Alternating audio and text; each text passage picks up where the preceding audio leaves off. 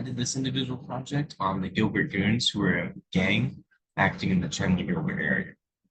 At first, it all started with Preston Lord, who was found badly beaten in Queen Creek and later died. Later, there were multiple attacks in the Chandler Gilbert area that spread into 2024 and even the present day. This is where I lived up until this last summer, of course, whenever I had to move here for school.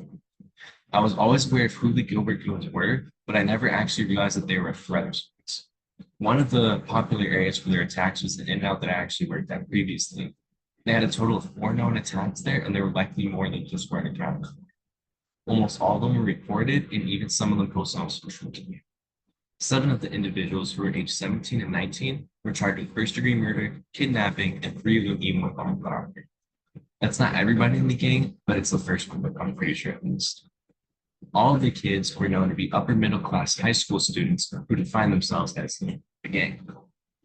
Gangs had always had a bad rap, but at first, whenever they first came up, they were individuals who were usually minorities who came from a rural area into a large city.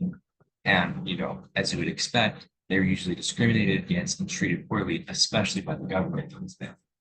And therefore, the gangs were formed so these individuals had a sense of power and standing in the city. There was always a bad reputation with them, but they at least had a purpose for fighting against the injustices of the government at the time. The Gilbert Goons, however, had absolutely no injustice to fight against, especially in the Chandler Gilbert area, which was very wealthy. They do not represent popular culture as a fight against the hegemony, but it's almost like they're creating a fight against the hegemony that wasn't against them in the first place.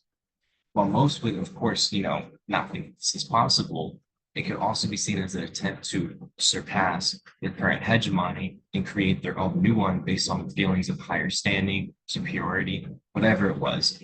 And possibly because they thought that their acts were, in the normal realm or at least acceptable. The group is still active, but the government in place is taking preventative measures and putting legislation into place to prevent more outbreaks of violence.